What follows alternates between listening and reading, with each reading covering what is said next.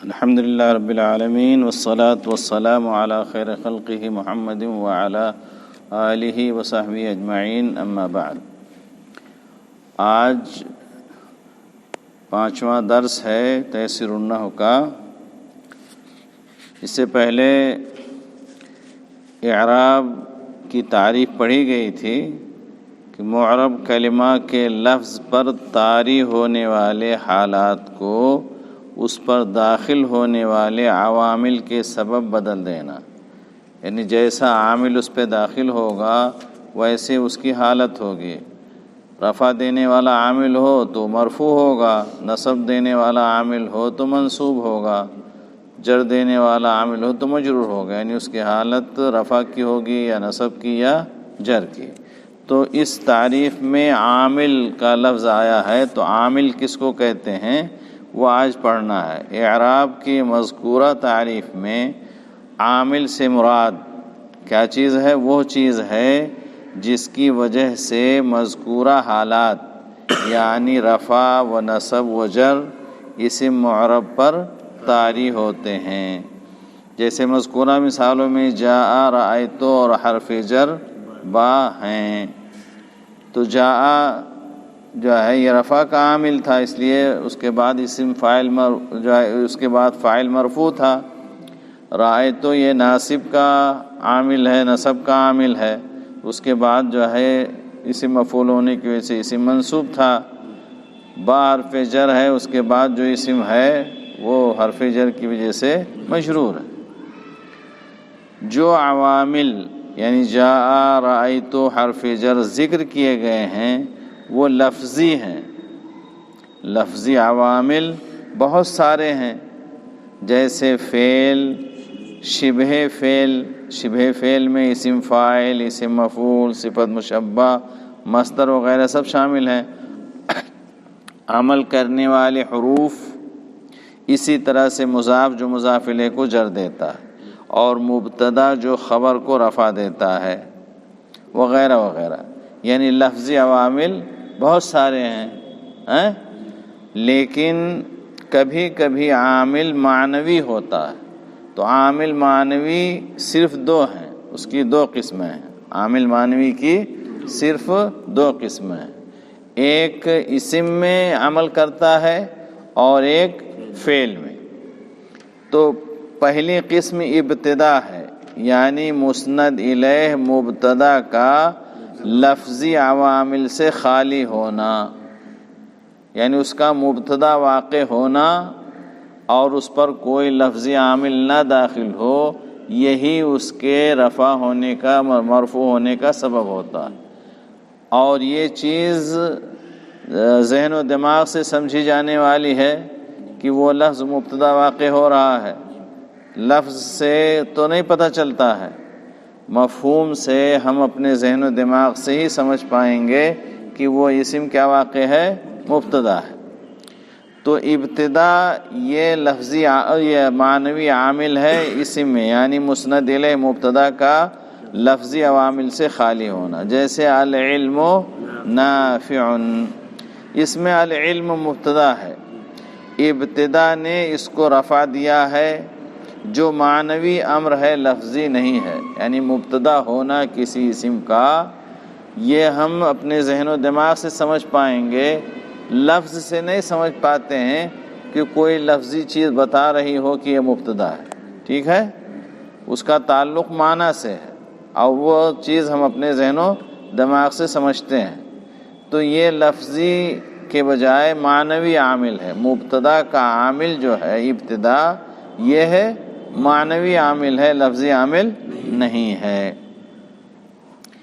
دوسری قسم ہے تجرد۔ تجرد کے معنی ہوتا خالی ہونا، یعنی فعل مضارع پر کوئی ناصب یا جازم داخل نہ ہو، فعل مضارع خالی ہو ناصب اور جازم سے۔ جیسے یسافر خالد، یسافر خالد، اس مثال میں یسافر فعل مضارع مرفوع ہے، اس لیے کہ اس پر کوئی ناصب یا جازم داخل نہیں ہے، اور یہ معنوی امر ہے، لفظی نہیں ہے۔ ہم دیکھ کر کے اپنے ذہن و دماغ سے سمجھیں گے کہ ہاں یہاں کوئی نصب دینے والا جو ہے یا رفع یہ جو ہے وہ جزم دینے والا کوئی ناصب یا کوئی جازم نہیں ہے. ہم یہ چیز تو اپنے ذہن دماغ ہی سمجھیں گے نا. وہاں کوئی لفظ نہیں ہے جو بتا رہا ہو کہ یہ فعل مضارع مرفوع اس لفظ کی وجہ سے. وہاں کوئی عامل نہیں ہے اور نہ ہونا ہم اپنے ذہن اور دماغ سے سمجھیں گے. اس لیے تجرد یعنی فعل مضارع کا ناصب اور جازم سے خالی ہونا یہ اس کو رفع دینے والا عامل معنوی ہے، لفظی نہیں ہے. تو یسافر خالد میں یسافر فعل مضارع مرفوع ہے اس لیے کہ اس پر کوئی ناصب یا جازم داخل نہیں ہے، اور یہ معنوی امر ہے. یہ ایسا معاملہ ہے جو جس کا تعلق معنی سے ہے، جس کو ہم اپنے ذہن و دماغ سے سمجھیں گے. یہ لفظی چیز نہیں ہے، اس میں لفظ میں کوئی چیز ایسی موجود نہیں ہے جو یہ بتائے کہ ہاں یہ ہے مبتدا، یہ جو ہے فعل مضارع مرفوع واقع ہے. اس کے بعد ایک چیز یہ سمجھنا ضروری ہے کہ اعراب آتا کہاں ہے. اسم کا محل اعراب، اعراب کی جگہ کہاں ہوتی ہے اسم میں؟ تو اسم کا محل اعراب آخری حرف ہوتا ہے، آخری حرف ہوتا ہے. جیسے مذکورہ مثالوں میں خالد کی دال، یسافر خالد، یا جاء خالد، رأیت خالدا، مررت بخالد، سب میں جو ہے دال یہ محل اعراب ہے. ٹھیک ہے. فعل میں جیسے یسافرو ہے، یسافرو میں را جو ہے آخری حرف ہے تو یہ محل اعراب ہے. ٹھیک ہے. لیکن چونکہ ابھی یہ اسم کی بحث چل رہی ہے اس لیے اسم کا محل اعراب بتایا گیا. فعل میں بھی محل اعراب وہی ہوتا ہے جو آخری حرف ہوتا ہے. اسم معرب کا حکم، اسم معرب کا حکم یہ ہے کہ عوامل کے بدلنے سے اس کے آخر کی علامت بدل جائے. رفع کا عامل آئے تو اس پر رفع جو ہے کا اعراب آئے گا، اور رفع کا جب اعراب ہوگا تو رفع کی علامت کیا ہوگی؟ وہ اس پر آئے گی. نصب کا ناصب کوئی عامل آ جائے گا تو نصب کی علامت جو ہوگی وہ اس پر آئے گی. ٹھیک ہے. تو عوامل کے بدلنے سے اس کے آخر کی علامت بدل جائے گی. آخری حرف پر جو علامت اعراب کی آتی ہے وہ علامت بدل جائے گی. جیسے مذکورہ مثالوں میں خالد کے آخر کی مختلف علامتیں، خالدن، خالدن، خالدین، تو جو ہے آخری حرف پر جو علامت ہے وہ علامت بدل رہی کہ نہیں بدل رہی ہے؟ تو یہ جو ہے اس کے بعد ہے مذکورہ اعرابوں کی علامتیں. مذکورہ جو ہے جو اسم کے جو اعراب ہیں وہ رفع، نصب اور جر ہے. ٹھیک ہے. یہ تین جو ہے اعراب ہیں، لیکن ان اعراب کی علامتیں کیا کیا ہیں؟ ان اعراب کی علامتیں کیا کیا ہیں؟ رفع کی 3 علامتیں ہیں. ضمہ یہی اصل ہے، اور واو اور الف یہ دونوں ضمہ کی نائب ہیں، یہ بھی رفع کی علامت ہیں. لیکن رفع کی علامت ہونے کے ساتھ ساتھ گویا وہ ضمہ کی نیابت کر رہے ہیں. رفع کی اصل علامت ضمہ ہے، لیکن واو اور الف یہ بھی ضمہ کی علامت ہے اس کی نیابت کے طور پر. اس کے بعد ہیں وہ مقامات جہاں یہ چیزیں رفع کی علامت ہوتی ہیں، یعنی رفع کی علامت یہ چیزیں جو ہے ضمہ کہاں کہاں آئے گی، الف کہاں کہاں آئے گا، اور واو کہاں کہاں آئے گا، یہ آپ آگے پڑھو گے. وہی بتائے ہیں کہ وہ مقامات جہاں یہ چیزیں رفع کی علامت ہوتی ہیں اسم کے اعراب کے طریقوں کے بعد ذکر کیے جائیں گے. بتایا جائے گا وہاں کہ ضمہ رفع کی علامت کہاں کہاں ہے، واو رفع کی علامت کہاں کہاں پائی جائے گی، الف رفع کی علامت کہاں کہاں پائی جائے گی. ٹھیک ہے. اس کے بعد نصب کی 4 علامتیں ہیں۔ فتحہ یہی اصل ہے، کسرہ الف یا، کسرہ الف یا، یہ تینوں فتحہ کی نائب ہیں، ٹھیک ہے۔ اور اس میں بھی یہ علامتیں کہاں کہاں آئیں گی یہ بعد میں پڑھو گے، بعد میں اس کی بحث آئے گی، ٹھیک ہے۔ جر کی علامتیں 3 ہیں، جر کی 3 علامتیں، کسرہ یہی اصل ہے، فتحہ اور یا یہ دونوں کسرہ کی نائب ہے۔ آگے پڑھو گے کہ جو ہے کسرہ جو ہے جر کی علامت کسرہ کہاں کہاں ہے، جر کی علامت جو ہے فتحہ کہاں ہے، جر کی علامت یا کہاں کہاں ہے، یہ تفصیل آگے پڑھو گے۔ یہاں معلوم ہونا چاہیے کہ رفع کی 3 علامتیں ہیں، ضمہ واو الف نصب کی 4 علامتیں ہیں، ٹھیک ہے، فتحہ کسرہ الف اور یا، اور جر کی 3 علامت ہیں، کسرہ فتحہ یا۔ پھر اعراب کی لفظی و تقدیری علامت، اعراب کی لفظی اور تقدیری علامت۔ اعراب کی علامت کبھی لفظی ہوتی ہے، یعنی ایسی علامت جس کے نطق سے کوئی چیز مانے نہ ہو، یعنی کوئی رکاوٹ نہ ہو، وہ علامت پڑھی جا سکے، وہ علامت لکھی بھی جائے یا نہ لکھی جائے تو زبان سے اس کو پڑھا جائے، اس کے پڑھنے سے، اس کے نطق سے، اس کو بولنے سے کوئی چیز روکے نہیں، کوئی رکاوٹ نہ ہو۔ جیسے جاء خالد رأیت خالدا مررت بخالد، ان مثالوں میں خالد کے آخر کا ضمہ فتحہ کسرہ لفظی علامتیں ہیں، ان کے نطق سے کوئی چیز مانے نہیں ہے، کہ کوئی چیز مانے ہے نہیں ہے نا۔ اور اعراب کی علامت کبھی تقدیری ہوتی ہے، لفظی تو ہے پڑھ لیے، اور کبھی تقدیری ہوتی ہے، یعنی ایسی علامت جس کے نطق سے تعذر یا استثقال یا مناسبت کی حرکت یا حکایت کی حرکت مانع ہو، یعنی جس کو بولنے سے کوئی نہ کوئی رکاوٹ موجود ہو، جس کو بولنے سے کوئی نہ کوئی رکاوٹ موجود ہو۔ پہلی رکاوٹ تعذر ہے، تعذر کا مطلب ہے کہ وہ ناممکن ہو، ناممکن ہو، بولا ہی نہ جا سکے، ٹھیک ہے۔ استثقال کا مطلب ہے کہ اس کو بولنے میں ثقل یعنی بھاری پن محسوس ہو، پریشانی محسوس ہو۔ مناسبت کی حرکت، جب محل اعراب پر ایک ہی علامت آ سکتی ہے، جب وہ جگہ ہے حرکت کی جو ہے مناسبت کی حرکت سے مشغول ہو جائے گا تو پھر جگہ باقی رہے گی علامت کے لیے نہیں، تو اب وہاں علامت نہیں لائی جا سکتی ہے، وہ علامت پڑھی نہیں جا سکتی ہے۔ اس کو روک دیا کس نے؟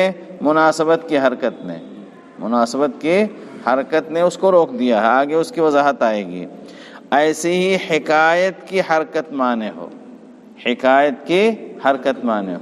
حکایت کا مطلب ہے کہ کسی لفظ کو بعینہ ہی نقل کرنا، کسی لفظ کو بعینہ ہی نقل کرنا، اس کی وضاحت آگے ابھی جو ہے تم لوگوں کو جو ہے مثال سے وہ چیز واضح ہو جائے گی، ٹھیک ہے۔ تعذر کے باعث تقدیری علامت اسم مقصور میں ہوتی ہے، اس لیے کہ اسم مقصور کے آخر میں الف مقصورہ ہوتا ہے اور الف پر کوئی حرکت آ ہی نہیں سکتی ہے، الف پر حرکت کا پڑھنا ناممکن ہے۔ اگر الف پر کوئی حرکت لاؤ گے تو وہ الف نہیں رہے گا، وہ حمزہ ہو جائے گا، وہ حمزہ ہو جائے گا۔ تو الف پر کسی حرکت کو پڑھنا ناممکن ہے، متعذر ہے، ٹھیک ہے۔ جیسے جاء المصطفیٰ رأیت المصطفیٰ مررت بالمصطفیٰ، پہلی مثال میں ضمہ، دوسری میں فتح، تیسری میں کسرہ المصطفیٰ کے الف پر مقدر ہیں، اور اس کو ظاہر ہونے سے جو چیز مانع ہے، اس کے نطق سے، اس کو بولنے سے جو چیز مانع ہے وہ کیا ہے؟ تعذر ہے، ناممکن ہونا، الف پر کسی حرکت کا آنا ناممکن ہوتا ہے، ٹھیک ہے۔ دوسرا سبب جو مانع ہوتا ہے اس کو جو ہے علامت کو بولنے سے یا لکھنے سے استثقال ہے. استثقال کے باعث تقدیری علامت حالت رفع و جر میں اسم منقوص میں ہوتی ہے. اسم منقوص جیسے جاء القاضی مررت بالقاضی. اب اس پہ جو ہے کسرہ کے بعد یا پر ضمہ ثقیل ہے، پڑھنا مشکل ہوتا ہے.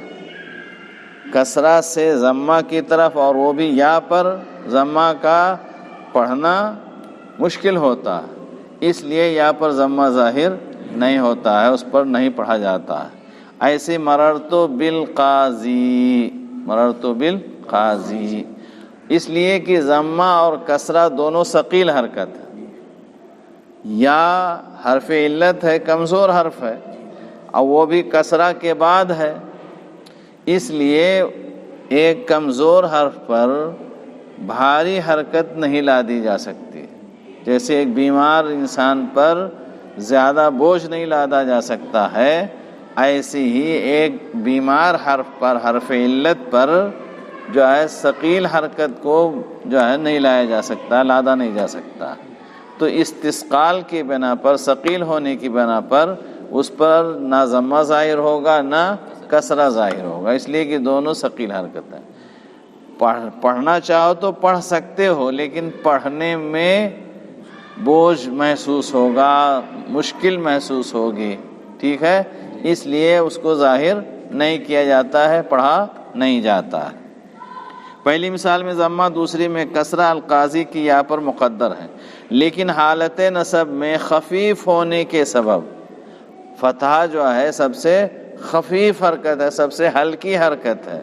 تو حالت نصب میں خفیف ہونے کے سبب فتح لفظی یا پر ظاہر ہوگا، جیسے رأیت القاضیہ.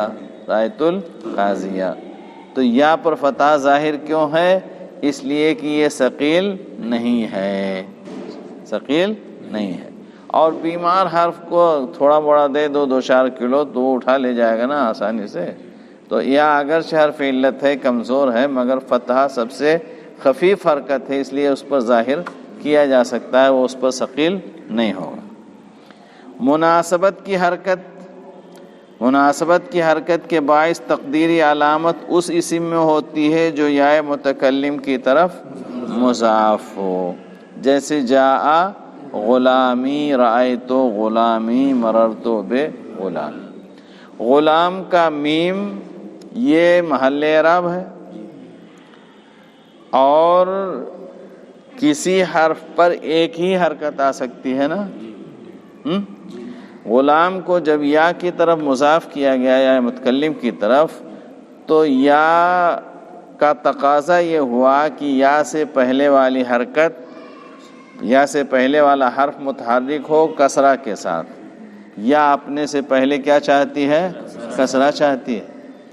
تو اگر یا کی مناسبت کی وجہ سے میم پر آپ کسرہ رکھ دیں گے، تو اب وہ جو جگہ تھی اعراب کے علامت کے لیے، وہ جگہ فل ہو گئی کہ نہیں ہوئی؟ جب وہ فل ہو گئی، بھر گئی، تو اب اعراب کی علامت کے لیے جگہ باقی بچی نہیں. اس لیے مناسبت کی حرکت اعراب کی علامت کو ظاہر ہونے سے روک رہی ہے. اعراب کی علامت وہاں ظاہر نہیں ہوگی. بات سمجھ میں آئے؟ تو مناسبت کی حرکت کے باعث تقدیری علامت اس اسم میں ہوتی ہے جو یا متکلم کی طرف مضاف ہو، جیسے جاء غلامی، رأیت غلامی، مررت بغلامی. پہلی مثال میں ضمہ، دوسری میں فتح، تیسری میں کسرہ غلام کے میم پر مقدر ہیں، اس لیے کہ وہ مناسبت کے کسرہ سے مشغول ہے. جگہ ہی نہیں ہے کہ اعراب کی علامت وہاں ظاہر ہو. جو جگہ تھی وہ جگہ پہلے سے مشغول ہو گئی، فل ہو گئی. اس لیے مناسبت کی حرکت مانع ہے اس کو بولنے سے یا اس کو لکھنے سے، اس کو ظاہر کرنے سے. ٹھیک ہے؟ یہ تو دروس النحویہ میں بھی تم لوگوں نے اتنا پڑھا تھا، تعذر اور استثقال اور مناسبت کی حرکت. ایک جو ہے اور چوتھی چیز جو معنی ہے وہ وہاں اس کا تذکرہ نہیں ہے۔ حکایت کی حرکت کے باعث، حکایت کی حرکت کے باعث تقدیری علامت اس کلمہ میں ہوتی ہے جس کی حکایت کی جاتی ہے، یعنی جس کلمہ کو اس کے اصل شکل کے ساتھ نقل کرنا مقصود ہو۔ تو اب اصل حرکت اور اصل حالت کے ساتھ جب نقل کرو گے تو پھر اس پر اعراب کی علامت آپ کیسے ظاہر کرو گے؟ نہیں ظاہر ہوگا۔ اس کو سمجھنے کے لیے مثال دیکھ لو، خالدن فی قولک رأیت خالدن مفعول بہ۔ اب میں شروع میں ہی خالدن کہہ رہا ہوں۔ کیوں خالدن کہہ رہا ہوں؟ اس لیے کہ رأیت خالدن میں خالدن کی جو حالت ہے نا، اسی حالت کو ہم نقل کرنا چاہ رہے ہیں کہ خالدن تمہارے قول رأیت خالدن میں مفعول بہ ہے۔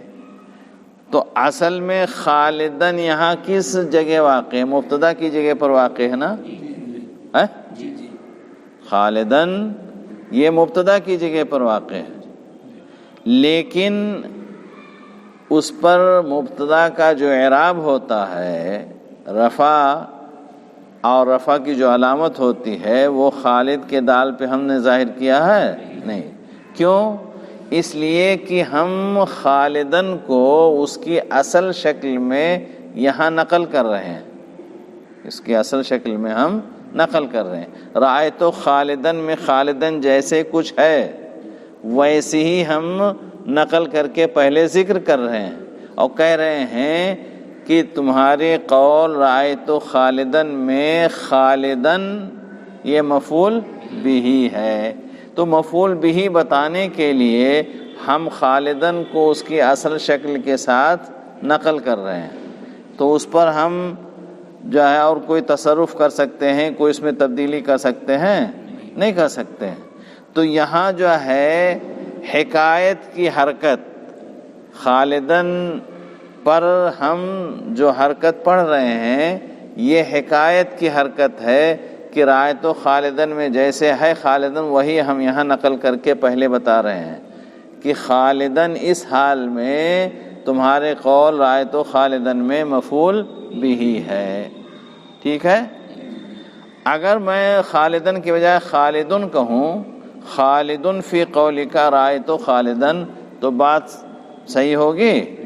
نہیں ہوگی، اس لیے کہ خالد المفعول بھی ہوگا ہی نہیں۔ تو رأیت خالدن میں خالدن جس حالت میں ہے اسی حالت کو ہم نقل کر رہے ہیں، اور جب اس حالت کو ہم نقل کریں گے تو وہ مفعول کی بھی کی حالت میں ہے، ہم اسی حالت میں اس کو نقل کریں گے۔ ٹھیک ہے؟ تو اب یہاں یہ ہوگا کہ خالدن پر جو اعراب محلی اعراب رہے گا وہ محلن مرفوع ہوگا، محلن مرفوع ہوگا، لیکن لفظاً اس پر جو ہے حکایت کی حرکت پہلے سے موجود ہے۔ تو اب وہ حکایت کی حرکت اس کو رفع کی علامت ظاہر کرنے سے روکے گی کہ نہیں روکے گی؟ تو وہی دیکھو یہاں بتایا ہے جیسے خالدن فی قولک رأیت خالدن مفعول بہ، اس مثال میں خالدن محکی کلمہ ہے، یعنی ایسا کلمہ جس کو ہم نقل کر رہے ہیں اس کی اصل حالت کے ساتھ، مبتدا مرفوع ہے، اس کے رفع کی علامت ضمہ تقدیری ہے جس کے ظاہر ہونے سے حکایت کی حرکت فتحہ نے روک دیا۔ خالدن میں نصب کی علامت فتحہ ہے نا، اور اسی کو ہم نقل کرنا چاہ رہے ہیں، اسی مفعول بہ ہونے کی حالت کو ہم نقل کرنا چاہ رہے ہیں، تو اس پر رفع کی علامت ظاہر جو ہم کریں گے، ظاہر کریں گے تو جو حکایت کی حرکت ہے، نقل کرنے والی حرکت ہے، وہ ختم ہو جائے گی۔ تو یہاں جو ہے رفع کی علامت ظاہر ہونے سے کس نے روکا؟ حکایت کی حرکت نے روک دیا ہے، حکایت کی حرکت نے روک دیا ہے۔ تو اس طرح سے یہ بحث ختم ہو جاتی ہے، اعراب اور عامل اور اعراب کی قسمیں اور اس کے بعد پھر آگے انشاءاللہ دوسری بحث پڑھیں گے۔ السلام علیکم ورحمۃ اللہ وبرکاتہ۔